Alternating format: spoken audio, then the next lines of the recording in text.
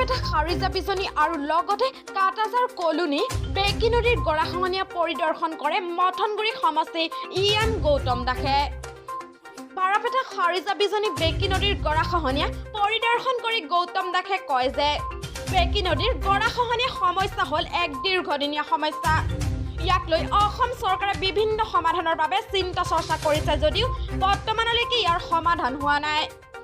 যোৱাবাৰৰ বিধায়ক ৰঞ্জিত কুমাৰ দাস আৰু MCLA গৌতম দাসে মিলি কিছু ঠাইত কাম কৰিছে, কিন্তু এইবাৰ অসম চৰকাৰৰ হাতত যথেষ্ট পুঁজি নথকাৰ ফলত যিখিনি পাৰে সেইখিনিহে কাম কৰিব বুলি নিজ মুখেৰে ক'লে গৌতম দাসে। অতি সোনকালে বিভাগীয় কৰ্তৃপক্ষৰ লগত কথা পাতি বেকি নদীৰ গৰাখহনীয়া ৰোধ কৰাৰ ব্যৱস্থা কৰিব বুলি মন্তব্য আগবঢ়ায় বৰ্তমানৰ মথনগুৰি সমষ্টি EM গৌতম দাসে।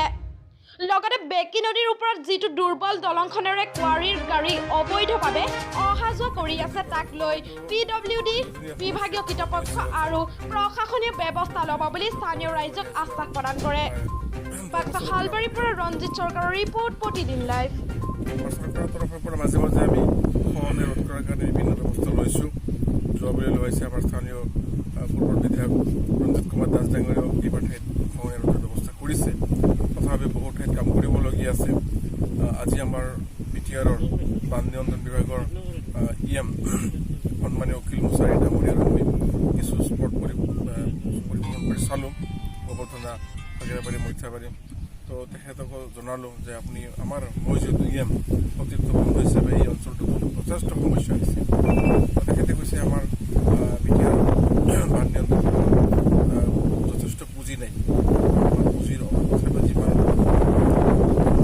আছে তাৰ পৰা যি পাৰোঁ অলপ চলপ হ'লেও তিনিটা মানে সাংঘাতিক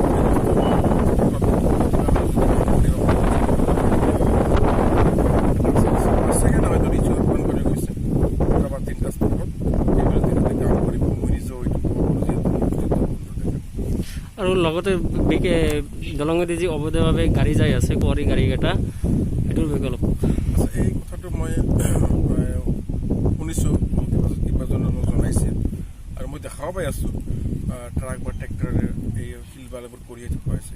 বিষয়টো এনেকুৱা হ'ল যে ইয়াতে মহলদাৰ কেইবাজনো আমি বিষয়টো ডিপাৰ্টমেণ্টক আমি সুধিম, মই নিজে সুধিম বন বিভাগক যে ইয়াতে কোন মহলদাৰে কাম কৰি আছে, কিমান এৰিয়াত কিমান চাইড পাব লাগে আৰু সেই চাইড মতে কাম হৈছে নে মই ৰিপৰ্টটো বিচাৰিম।